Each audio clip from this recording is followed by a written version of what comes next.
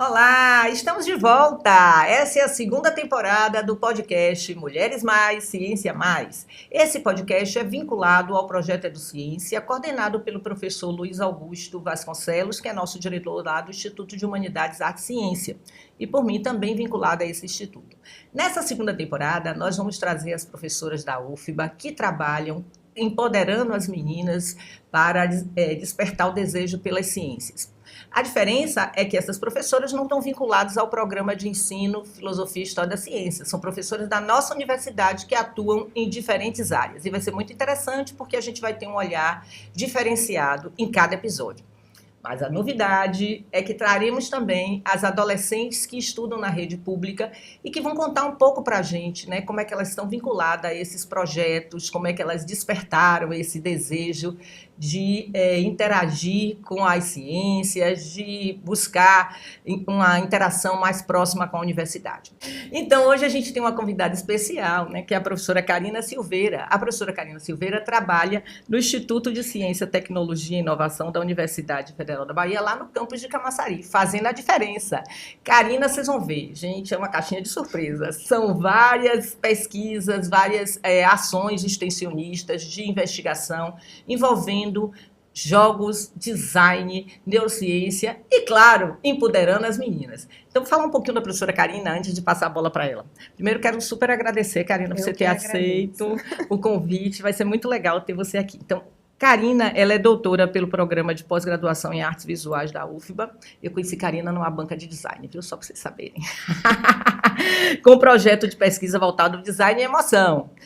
Mestre em engenharia mecatrônica pela UFBA, com projeto de desenvolvimento de software especialista em design de produtos pelo pós-design UNEB e bacharel em desenho industrial pela Universidade do Estado da Bahia.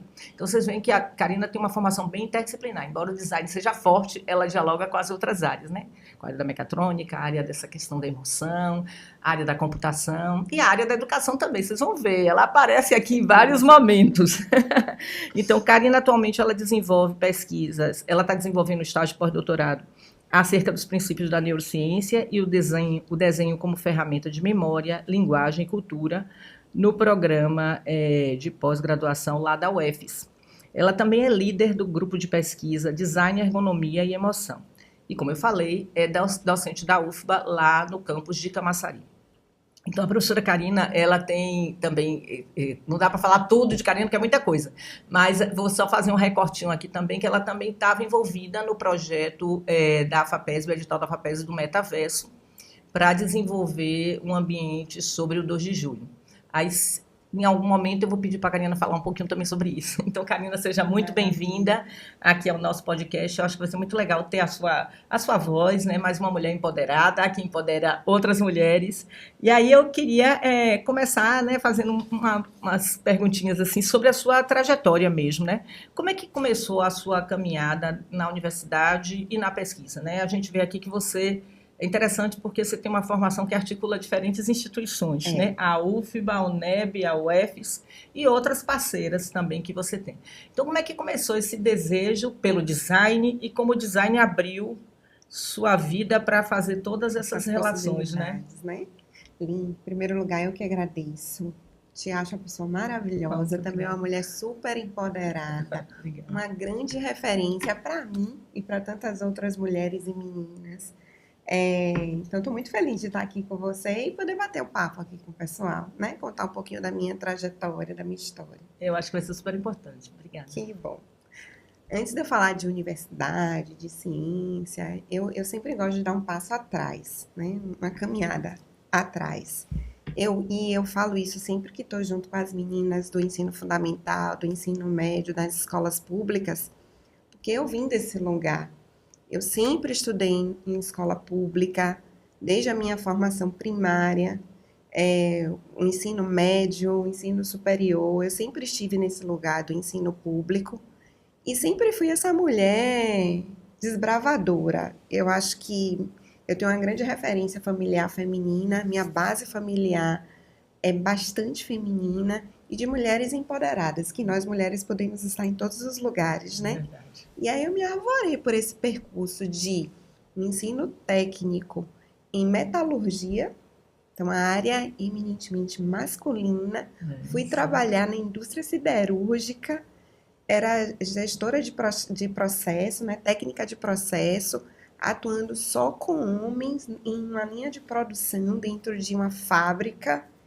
Então, para eles me aceitarem levou tempo, para eu me entender naquele lugar levou tempo, mas foi uma experiência maravilhosa. E eu acho que a partir daí, aí que eu disse, não, eu enquanto mulher posso estar onde eu quero estar, né? E aí fui buscar a formação no ensino superior em desenho industrial, porque eu vim desse lugar da metalurgia e entendia, eu queria criar coisas, pensar em coisas novas, e eu vi no desenho industrial essa possibilidade. Ainda na universidade, encontrei também no meu terceiro semestre uma mulher fantástica, empoderada, Suzy, nossa amada Suzy, que desde o terceiro semestre me fez descobrir que a universidade não é apenas, né, que é a sua potencialidade de um lugar formativo, mas é um lugar do pensar, da ciência, de botar para fora dos muros da universidade que a gente está plantando ali. E foi no terceiro semestre que eu comecei a entender esse caminho científico, esse perfil de pesquisadora. Foi no terceiro semestre que fui para o meu primeiro congresso científico, apresentar o meu primeiro artigo, né? E aí, na sequência, eu vim, foi uma pós-graduação, ainda dentro da Universidade do Estado, depois me arvorei na Universidade Federal e fui fazer engenharia mecatrônica. Eu era a única mulher de 3 turmas. Eu entrei na terceira turma do programa, eu era a única mulher. Outras mulheres tinham passado por lá, mas desistiam. Não suportam. E aí eu disse, não, eu vou me manter nesse lugar. Então, passei por tudo quanto é tipo de discriminação, né, não era favorecida pelo gênero, pela minha formação em design. Então, ainda há esse preconceito de se entender o que é o design. E eu fui cair na engenharia, né, que eu também amo. Que eu acho que o design me permite isso. Transitar, né? Transitar, porque o que eu acho legal do design é que ele é uma área de interface, eu adoro. E aí, engraçado que foi logo depois que eu qualifiquei lá em mecatrônica, que aí os demais colegas homens disseram, ela pode. Eu qualifiquei muito antes do que muitas pessoas que já estavam lá, muitos homens que estavam lá. E qualifiquei e logo na sequência defendi, né? Então, é um lugar difícil. Imagina. Foi para mim um lugar difícil. Foi para mim uma experiência de trauma, mas foi para mim uma experiência de vitória. Eu levei 7 anos do mestrado para o doutorado, né? E aí fui buscar no doutorado a formação em artes, que eu acho que completa para mim o tripé: design, engenharia, artes, né? Sempre tocando. Minhas pesquisas eram muito tocando na área da saúde, e aí cheguei no doutorado com um outro olhar, uma outra amplitude, querendo compreender essa relação emocional. E hoje no pós-doutorado na UFS, né? E eu acho que isso também que é legal, que é bacana, a gente ter essa troca interdisciplinar entre áreas, essa troca interdisciplinar interinstitucional, conhecer pessoas, entender que é possível essas articulações entre áreas. A riqueza, né? E isso, fortalecer ainda mais a ciência, né? Tá vendo? Eu sempre digo isso, é sempre uma caixinha de surpresa essas convidadas. Ela é meio da metalurgia, imaginem, gente, arte mesmo. Entrar nesse universo não é fácil, não. Ô, Karina, até assim, antes de entrar nessa coisa dos desafios que você já trouxe de certa forma, fala um pouquinho, eu já vou entrar aqui num ponto que eu acho tão interessante, essa relação, né, do design com a emoção e com a neurociência, né, que são áreas tão caras para a gente também aqui das humanidades. Pois é, né? A gente vem de um modelo de pensamento, uma construção social, científica, muito voltada para a racionalidade, né? Nós nos diferenciamos e somos seres evoluídos por quê? Porque pensamos, porque temos razão, né? E sempre houve essa negação de entender que também há um quê de racionalidade nas decisões emocionais e que nós, por muitas vezes, pautamos as nossas decisões na emoção, né? E por vir desse lugar do design, eu passei a me inquietar e querer compreender qual é a relação afetiva, emocional que a gente tem com as coisas que nos cercam? Será que eu, enquanto designer, poderia pensar em projetar coisas que perdurassem na vida das pessoas e que fizessem com que essas pessoas se sentissem mais bem acolhidas, felizes, né?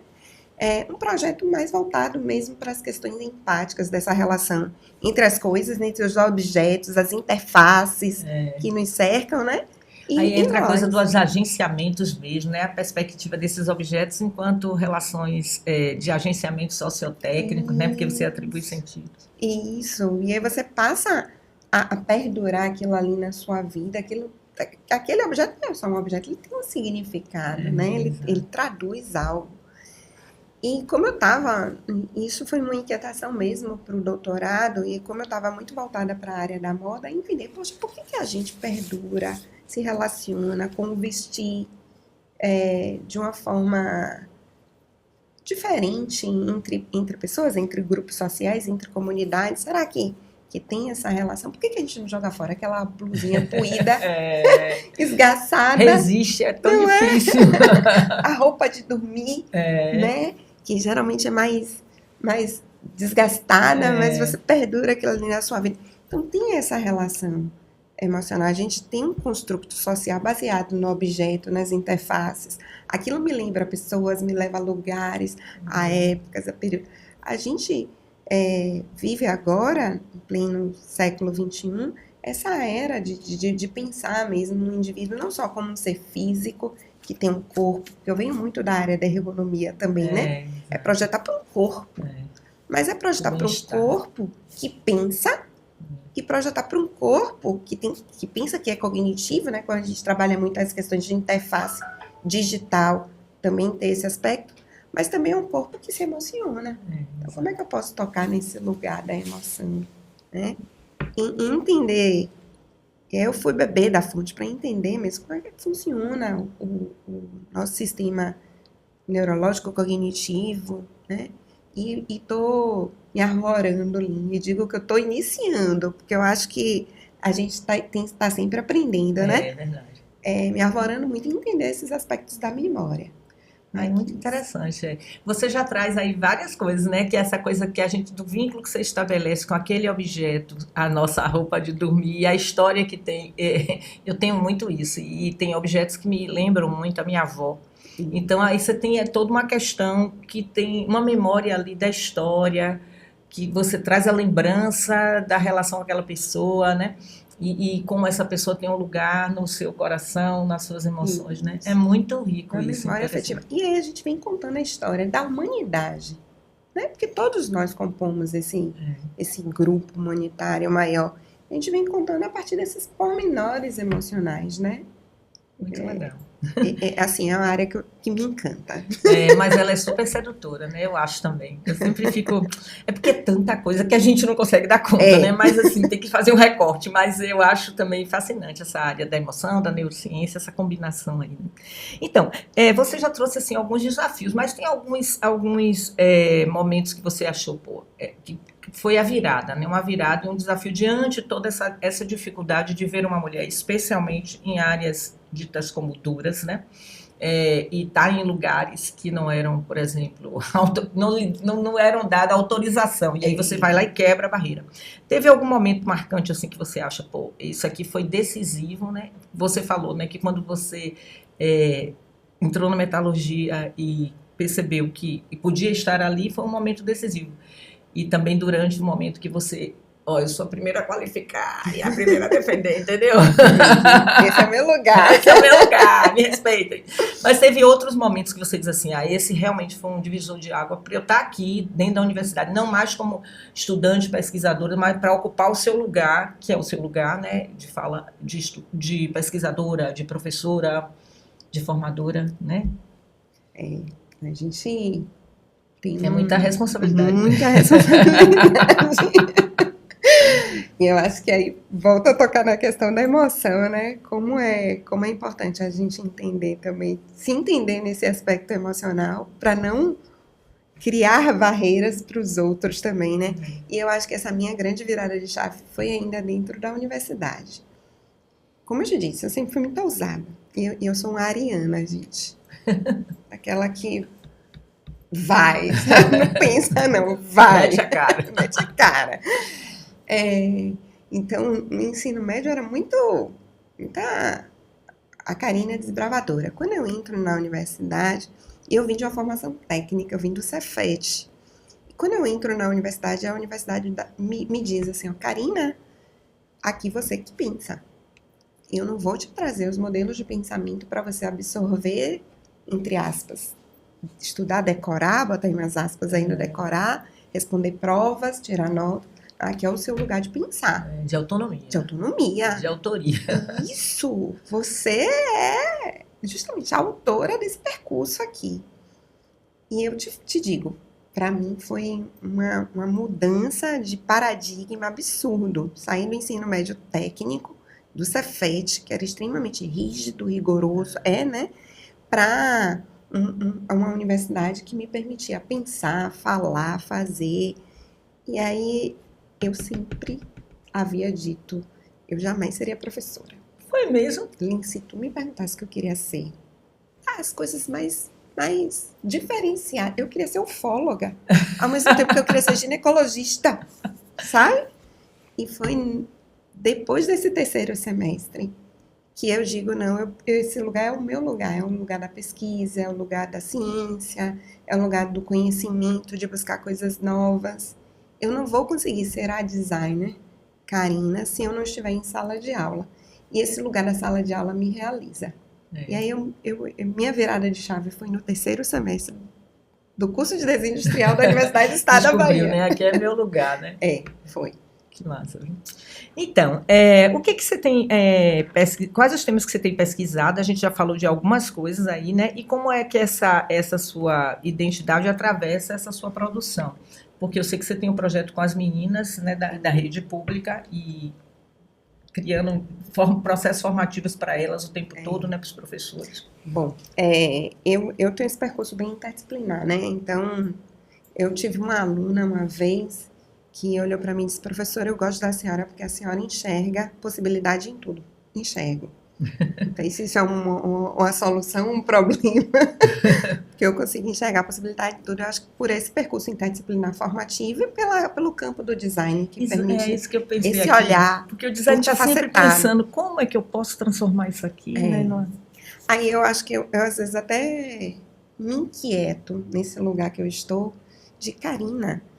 Muitos pesquisadores direcionam e eu às vezes amplio demais. Abre o leque. Né? E às vezes isso me consome tempo, juízo. Entendo. Porque é difícil lidar com a castração. Não é?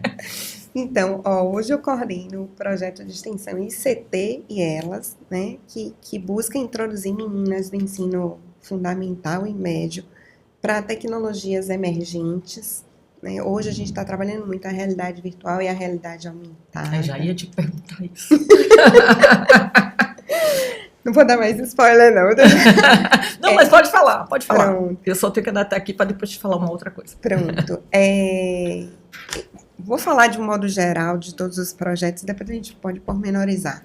Eu também coordeno um projeto de iniciação científica que é voltado, que eu tenho uma parceria com o Museu de Arte Sacra, professora Hermínia, atual diretora do museu, uma pessoa maravilhosa também, Isabela, técnica lá do museu, a galera do museu é maravilhosa. E o museu é pleno, é lindo, é maravilhoso.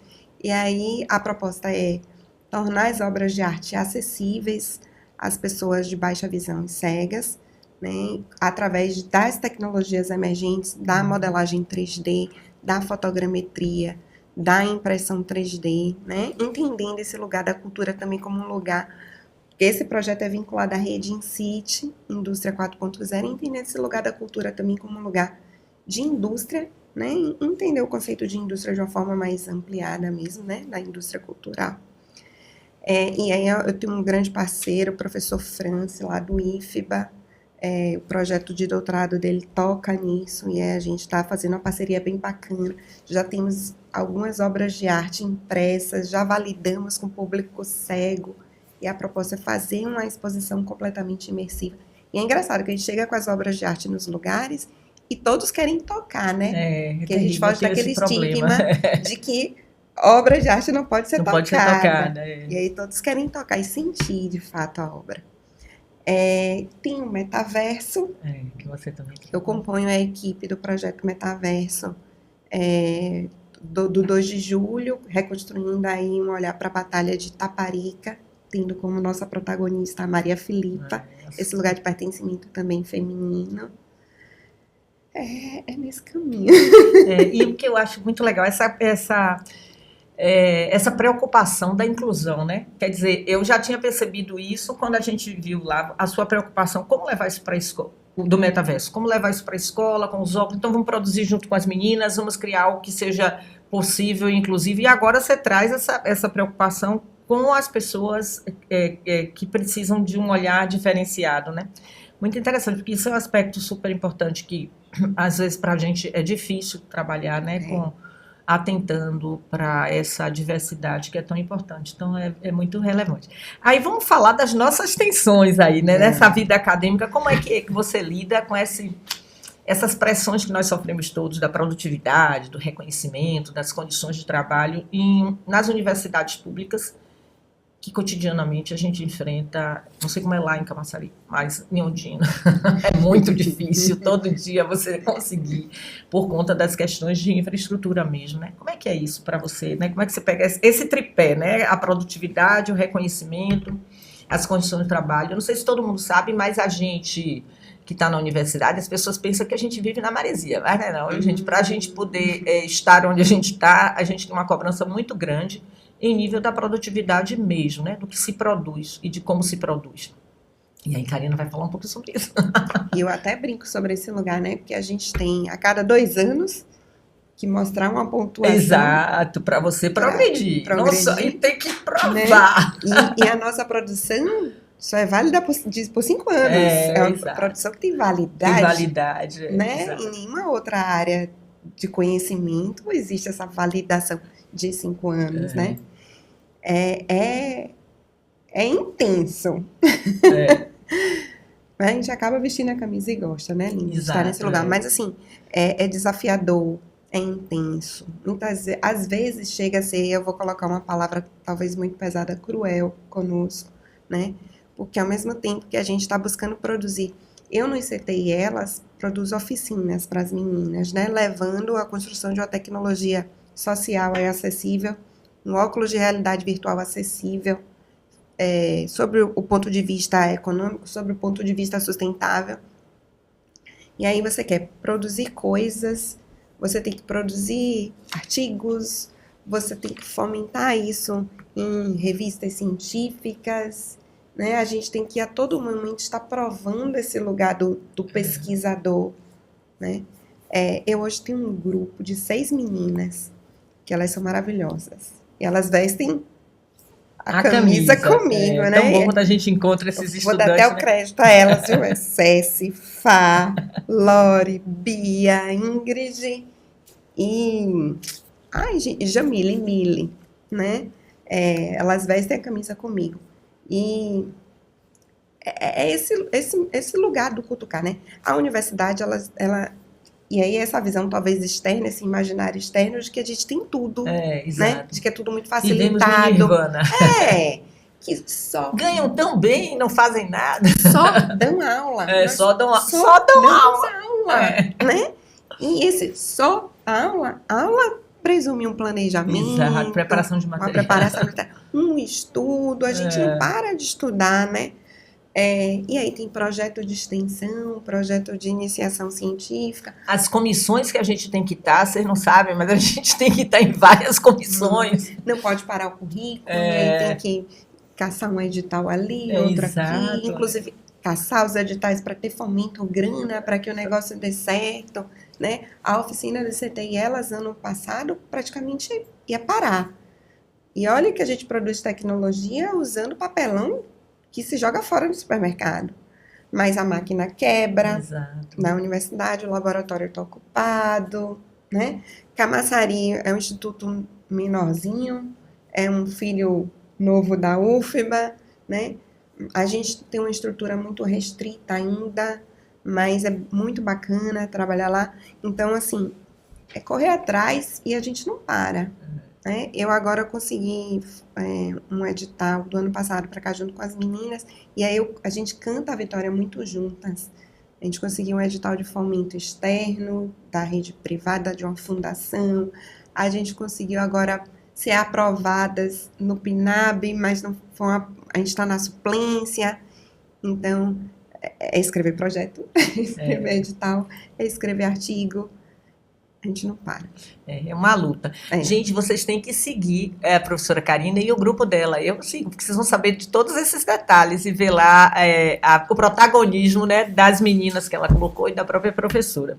Mas é isso mesmo, é uma luta árdua, mas o pior é que a gente gosta. E ainda tem esse lugar da mãe, da mulher. Exato, porque são múltiplos papéis. Né? Da filha, múltiplos papéis. Exato. E essa coisa do envelhecimento dos pais nos afetando de forma diferenciada agora, né? Porque a gente está envelhecendo junto com eles e aí a gente se vê e sofre. É uma luta, não é fácil ser mulher, não. Então, como é que você percebe as mudanças recentes assim, no fazer científico e na universidade? Você acha que agora, né, por exemplo, a gente tem enfrentado muito as discussões em relação à questão da inteligência artificial generativa, né? Então, cada hora eu estava vindo para cá, enquanto estava lendo as orientações do CNPq, né? No geral, da questão da ética e uma parte da inteligência artificial generativa. Então, como é que você está vendo essas mudanças, né, recentes nessa produção do conhecimento dentro da universidade, essas extensões? Porque você trabalha muito com tecnologia, né? Tanto tecnologias sociais como as tecnologias, né, digitais. O tempo todo o seu trabalho ele é permeado por isso, né? Como é que você está vendo essas mudanças? Como é que isso, de alguma forma, tensiona, né, o seu fazer? Eu acho que como tudo que é novo, e aí a neurociência explica a gente, né? Tudo que é novo, existe um primeiro momento de rejeição amplo, né? Até se a gente for contar essa historinha aí a partir da teoria darwiniana da evolução humana, a gente chegou onde chegou, estamos aqui hoje gravando podcast, porque tivemos medo, porque rejeitamos o novo no primeiro momento, para depois de entender esse novo com cautela e buscando essa relação. Então, eu acho que a inteligência artificial vem muito nesse sentido. Ainda é novo, mas está posta, né? Eu não nego a existência, eu não nego a possibilidade de uso. Agora, o que eu entendo é que a gente precisa atuar com isso, com responsabilidade, com ética, com caráter. Eu que venho do design, e o design é uma área pouco reconhecida, né? Onde todos acham que podem ser designers. É fácil, né? A gente até contesta as expressões mal empregadas, design de sobrancelha, design de bolo, design, né? Vai na superficialidade conceitual. E aí vem a IA. E a IA, às vezes, magoa muito, e aí, espelhando aí para a nossa área, abre um leque de possibilidades ampla que, se eu não souber tecnicamente o que eu estou fazendo, a IA não vai dar conta desse meu recado, né? Então, eu entendo que a gente tem que compreender a tecnologia como possibilidades, saber fazer o bom uso da tecnologia ético, construtivo, né? Não adianta a IA para mim, enquanto ferramenta, né? Então, não adianta eu saber usar a ferramenta, mas não ter o domínio técnico, científico, fundamentado, para que aquilo ali se revele na sua potencialidade, né? Enquanto pesquisadora, eu fico preocupada com o excesso de produção, essa vida já está muito veloz e voraz, né? Ágil demais. Até que ponto a IA pode ajudar, até que ponto a IA pode mascarar pesquisas e a gente passar a viver um momento de extrema superficialidade, sem profundidade das coisas.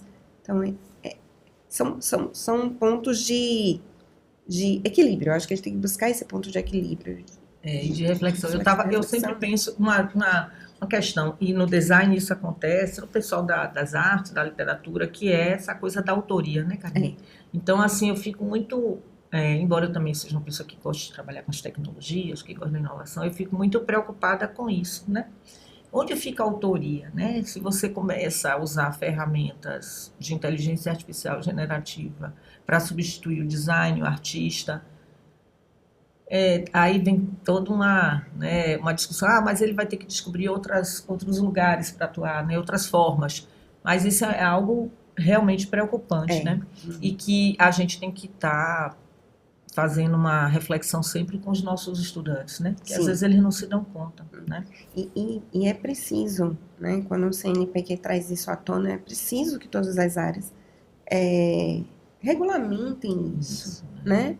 Limitem isso, conduzam isso. E cabe a nós, enquanto educadoras, também esse papel de levar esse discurso. E eu estou buscando levar esse discurso, inclusive, para dentro das escolas, nas oficinas. Excelente. Né? Não adianta a tecnologia pela tecnologia. Onde é que a gente vai?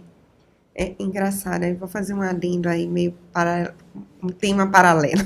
Pode ficar à vontade. Quando a gente vai levar a realidade virtual para as escolas, a gente diz, a gente não tem grana para um óculos de realidade virtual, né? Vamos pegar óculos de papel, bora. Vamos tentar montar os óculos já existentes? É difícil. Vamos criar o nosso? Vamos. Aí criamos. Aí entra a lei da proibição do uso do celular nas escolas. Aí abre-se o chão na gente. Meu Deus, e agora? E as meninas, professora? Não, gente. É isso mesmo. Tá posto, tá certo, tá correto. Precisa limitar o uso do celular. Agora a gente vai chegar na escola e dizendo que o celular é uma ferramenta potencial tecnológica para o bem. Então vamos construir um conhecimento científico baseado no uso do celular, sair só do TikTok e do Instagram.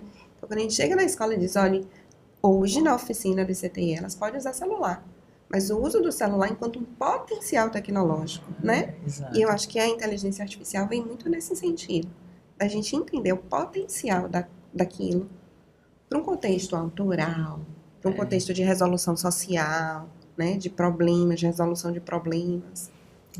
E é muito legal isso que você falou aí, Karina, que é uma coisa que me preocupa, porque assim, a gente na universidade, ou bem ou mal, está fazendo essa discussão, né? E na educação básica, a gente que trabalha com a escola pública, tem que fazer isso, né, que você falou, criar esses espaços para refletir, de pensar essa relação com a tecnologia, de o que está acontecendo, porque às vezes, infelizmente, a educação básica ela não abre esse debate, né? Os meninos começam a interagir, mas sem ter uma noção muito clara. E outra, vão entender essas tecnologias como substitutivas, e elas não são substitutivas. Elas não substituem a universidade, elas não substituem...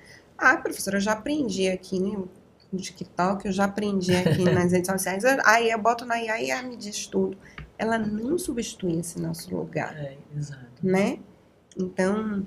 E é o que eu vejo, e a nossa experiência, quando a gente chega em sala com essas meninas, né, e eu deixo muito que as minhas meninas falem com elas, para elas se espelharem, né, se reconhecerem. Quando a gente sai das oficinas, fica o brilhinho no olhar de dizer, poxa, a universidade é um lugar possível. Não é a tecnologia, não é a rede social, não é o celular, não é a inteligência artificial que vai me estagnar aqui, eu preciso ir além, né? Porque me dói muito, Lin, ver o quão de potencialidade é a universidade, o quão as pessoas estão desvalorizando, ou se afastando desse lugar, e esse lugar ele é nosso. Exato. E assim, o seu trabalho, eu acho que, claro, tem outros professores fazendo também semelhante, mas assim, o seu trabalho é importante, porque eu acho que na hora que a universidade vai para a educação básica, você cria ali uma ideia de que os meninos podem estar na universidade, né? Que a maioria deles nem sabe, nem se vê, não entende nem o que é mesmo essa universidade. E eu gosto de levar eles para dentro da universidade. Isso é última oficina, eu acho isso massa. Nós fomos para Cagi, Laura de Freitas, mas eu gosto, por causa do quantitativo de alunas, eles não tinham transporte, mas eu gosto de levar eles para dentro da universidade, para ver que a universidade é um lugar tangível para eles. Exato. É possível. Eu posso estar ali também. E as meninas saírem. O ICTI tem uma característica bacana, apesar da gente estar dentro das áreas duras, rígidas, focado para as engenharias, é um espaço muito feminino mesmo. E aí, quando essas meninas chegam na universidade e veem que aquele espaço é um espaço também de outras meninas, isso abre né, o olhar, a visão. E a gente já tem resultado disso. Eu já tenho meninas que passaram pelo ICTI que hoje estão ingressando lá em Camaçari. Eu acho que aquela mocinha que estava na Semana Nacional de Ciência e Tecnologia, ela também foi desse projeto antes, ela me falou, eu conversei com ela. Pois é, ainda tem esse diálogo, né? Porque a Karina também participou da Semana Nacional de Ciência e Tecnologia com as meninas lá e com o jogo sobre Maria Filipa e o óculos que ela está falando, né, de realidade virtual que foi produzido usando lá a impressora 3D, e esse diálogo, né? As meninas participam desses eventos, né? Então você dá também o protagonismo dentro da universidade, no sentido de quanto estudantes que estão pesquisando nas extensões, mas também nesses eventos, que é importante, né, Karina, para a formação deles. Ô, Karina, deixa eu te perguntar, você sabe, a gente que trabalha com os BIs, as pessoas nem sabem o que são os BIs, né? Fala aí um pouquinho sobre os BIs, né? Posso ser sincera? Pode. Eu sou nova dentro da Universidade Federal da Bahia, 4 anos, mas eu venho de um percurso profissional que antecede a UFBA de 20 anos. Então, eu passei por várias universidades, privadas e públicas, né, do Estado. Eu estava vendo aqui, foi Jorge Amado, eu disse, será que fomos contemporâneas? Porque eu fui Jorge Amado também. Nossas histórias se cruzam. Muitos momentos. O NEB, Senai, né? Que você também tem uma parceria com o Senai. Cimatec, Senai. Também é do Senai Cimatec. Me perdi. Sobre os BIs, aí você falou. Sim, dos BIs. Então, quando eu entrei na UFBA, eu achei o projeto maravilhoso. Mas de conversa que eu cheguei perdida, né? Meu Deus, o que é isso? E aí, assim que eu chego, logo um semestre depois, você tem um perfil de coordenadora. Eu digo, gente, eu tenho uma experiência de coordenação, mas não de um BI.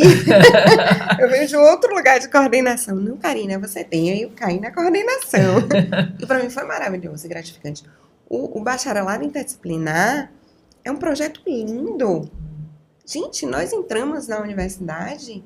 Os alunos entram na universidade sem saber direito o que é que eles querem, né? Sem entender aquele lugar. E o BI que permite você olhar para os diversos campos do conhecimento, para as humanidades, para as artes, para as letras, para as ciências duras, lá no nosso caso, que é a engenharia, né? E para o aluno definir o que é que ele quer da vida. Poxa, realmente é a engenharia que eu quero. Não, poxa, foi nas aulas das disciplinas de humanidades que eu entendi que não é a engenharia, né? Foram nas aulas de artes e letras, de linguagens, que eu entendi que não era engenharia. Então, e essa possibilidade que mesmo dentro, lá no ICTI, que é o foco nas engenharias, lá com vocês, que tem mais outros diversos focos no IAC, né? De possibilitar o aluno construir a formação dele, né? Ele tem um núcleo básico de disciplinas, mas ele vai buscando a formação complementar ao desejo, ao que ele almeja, né? Até ao contexto social de época. É fantástico o bacharelado interdisciplinar. Eu sou encantada. E a possibilidade de você ter uma formação continuada. Sou formada no BI e depois eu vou buscar uma outra formação complementar, né? É muito legal. Eu também percebo isso lá, que assim, eles entram e muitas vezes eles migram, né, de um BI para outro. Ou eles vêm, o que eu acho mais estranho, eu sempre pergunto por quê. Ou eles vêm das engenharias e vão para o BI, por exemplo, de CT, ou porque eles descobrem que não é aquilo, né? Então, porque eles entram realmente muito jovens e, às vezes, sem saber exatamente, né? O BI dá essa... E outra, por exemplo, lá, mesmo na formação dura da engenharia, né, que a gente chama das ciências duras, é muita matemática, muita física, muito cálculo, né? Eles têm as disciplinas de humanidades, eles têm as disciplinas de linguagem. Ou seja, serão engenheiros, se quiserem ser engenheiros, mas com um olhar ampliado.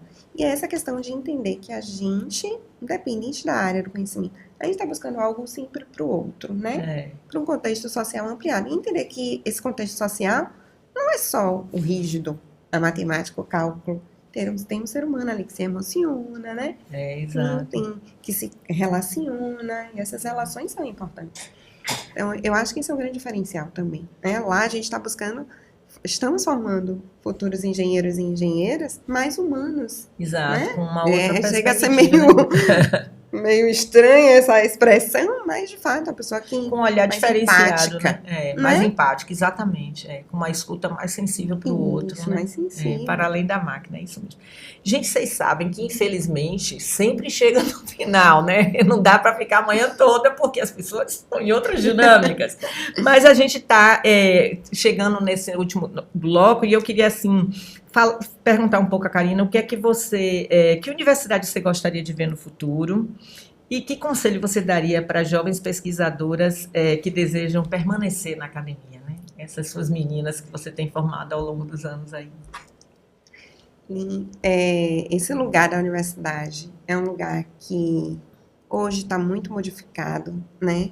É um lugar que abraça a diversidade, não só o gênero, mas a diversidade. As universidades federais estão muito mais populares, né? Inclusivas, isso é muito importante. Mas eu acho que a gente ainda precisa lapidar, né?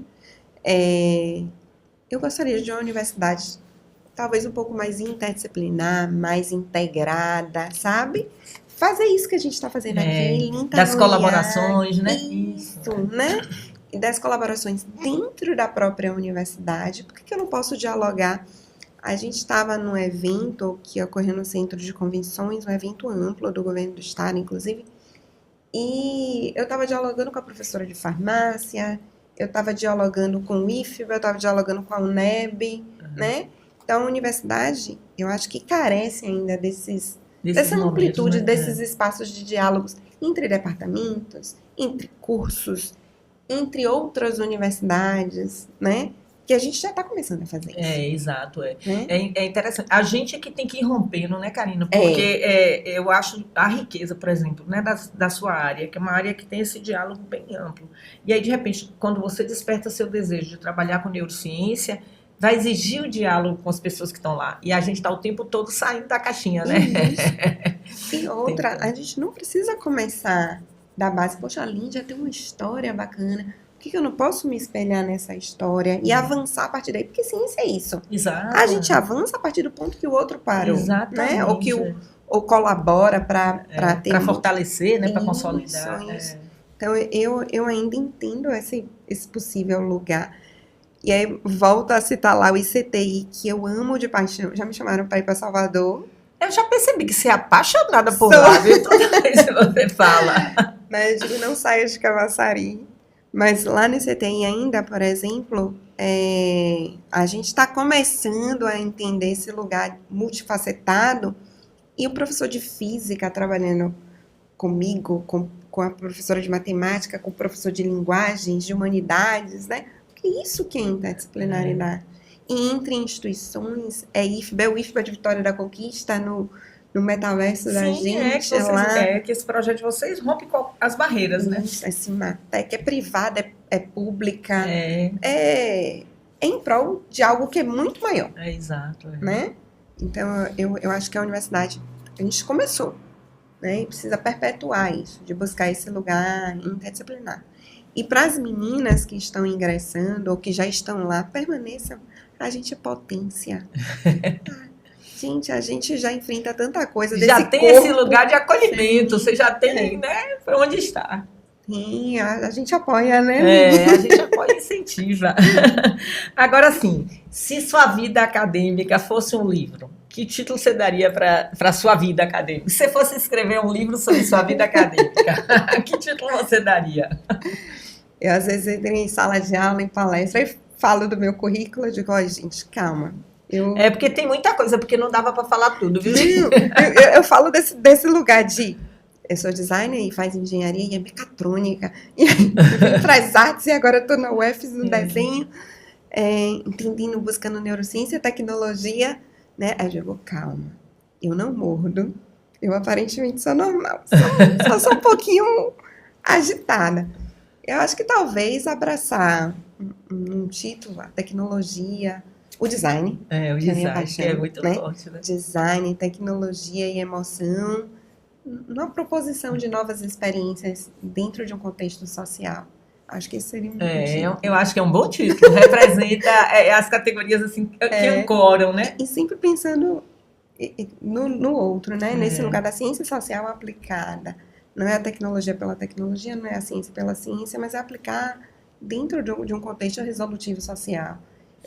As minhas meninas falam, professora Luciana sempre fala no plural, nunca é eu fiz. Eu não consigo. Eu acho que a gente Exato, você tem realmente você tem seu integrado. coletivo e você trabalha e produz com ele, né? E fortalece, e se fortalece também. Com certeza. Viram aí, gente, essa fala de Karina hoje foi super interessante, porque vocês vejam, a gente estava vindo numa lógica, né, de pensar a ciência a partir do pessoal do ensino de ciência, né? Aí a gente rompe agora, abre para uma outra perspectiva e trazendo design, que é também das áreas exatas, né? Porque você tem vários elementos que marcam esse lugar, mas o design também está vinculado às humanidades, né? Está vinculado à questão da emoção, né? Do social Pensar no e as preocupações que o grupo de Karina tem, da inclusão, né? De você estar se inserindo. Porque o que eu acho mais legal na sua... Quer dizer, tudo é legal, mas assim, eu que sou da área de educação, né? Toda vez que eu vejo que tem um pesquisador que ele sai do salto, né, sai da universidade e vai para onde você precisa estar, não é? Não fica só falando, pô, eu tenho que estar com essa relação com a minha comunidade, eu tenho que estar ali na escola ou com outros grupos comunitários, né? Porque é esse o papel da gente, né? De desmistificar e de popularizar a ciência. Então é isso. Parabéns pelo seu trabalho. Eu sou apaixonada, fiquei muito feliz assim, de me aproximar de você, de conhecer o trabalho de perto. Porque isso que é legal, né? Nesses encontros que você começa... que a gente está dentro da universidade, oi, tudo bem, como vai? Mas a gente não conhece muito o que o outro faz. E quando a gente vai para esses eventos, por exemplo, te conheci na banca, sabia que você era design e tal, estava trabalhando com subs, e sabia que tinha alguma coisa de emoção, mas não sabia esse guarda-chuva imenso, né? E aí no último ano a gente se aproximou e eu pude perceber o quanto é rico o seu trabalho e quanto para além do design, o quanto a gente pode trocar, a gente pode trocar, e para além do design, como você tem uma imersão na comunidade, uma discussão que amplia essas relações de design enquanto um campo de conhecimento de muitas interfaces. Então, parabéns pelo trabalho, obrigado por compartilhar com a gente aqui as suas experiências, pesquisas e sentimentos, que é importante, porque a intenção é que Karina seja inspiradora para muito mais gente. Então, a ideia desse podcast é que a gente possa trazer essas mulheres poderosas e que são articuladas e que têm um papel importante dentro da universidade, na comunidade, para inspirar outras meninas, outras mulheres, né? Ver que é possível também estar aqui, estar nesse lugar. É isso, obrigada. E agora, gente, onde é que vocês vão ver, né, essa reportagem, esse episódio com Karina? A gente distribui o nosso podcast no canal do YouTube do Comunidades Virtuais, do EduCiência, e nas redes sociais do Instagram, tanto do IAC, no grupo de Karina vai sair também, a gente vai estar compartilhando, e do Comunidades Virtuais e do EduCiência. Vocês podem ouvir o podcast no Spotify. Então, vocês podem compartilhar nossos episódios com diferentes pessoas, de diferentes formas. Então, mais uma vez, obrigada, Karina. Eu que agradeço, estou muito feliz. Foi uma manhã bacana, é sempre bom. É sempre bom, eu me divirto bastante, porque eu aprendo sobre as pessoas, né? Cada dia eu aprendo mais. E agradecer a nossa equipe querida, que fica aqui no bastidor, a Analine, a Lari, que estão sempre aqui ajudando a gente a viabilizar esses episódios e esse podcast. Importante. Até a próxima e sigam a gente nas redes sociais.